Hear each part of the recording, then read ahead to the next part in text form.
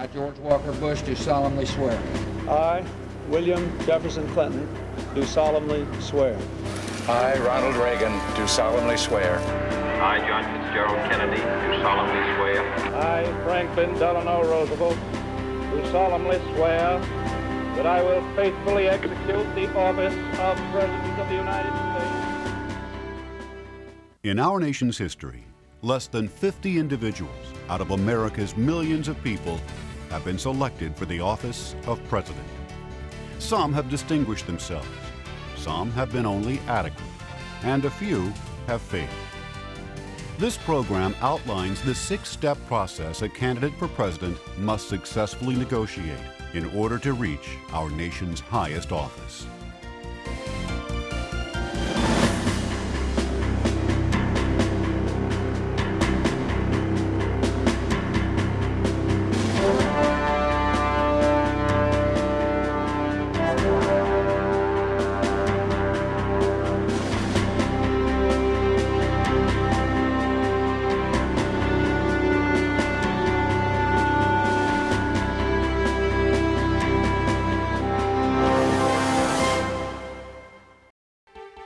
Today, the media, and most particularly television, with expanded news programs and 24-hour, 7-day-a-week reporting, have opened the governmental process to the American people to an extent never thought possible only a few years ago.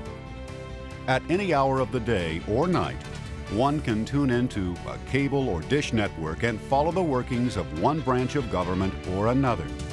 Some call those who do tune in news junkies, because if we are to believe what polls tell us, many Americans tune out such programs or hear them only as background for other activities they see as more important to their lives. Often, they seem to pay attention to government only when something seems to be going wrong.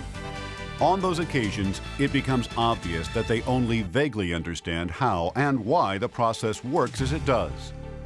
Unfortunately, when we don't understand a process, we often see it negatively and may decide not to get involved at all.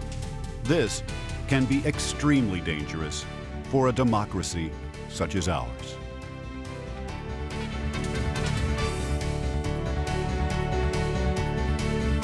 For over 100 years, from its invention by a minority party in the 1830s until the 1950s, the convention stood as the political centerpiece of the presidential selection process.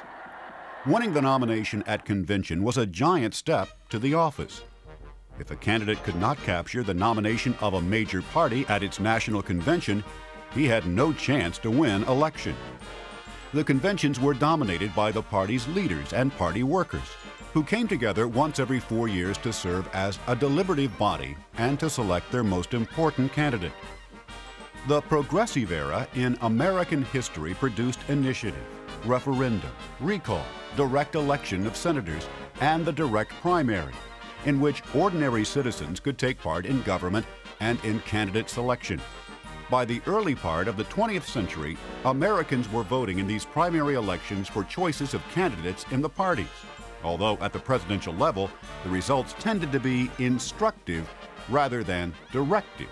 That is, the delegates did not have to vote at convention as the voters back home had suggested.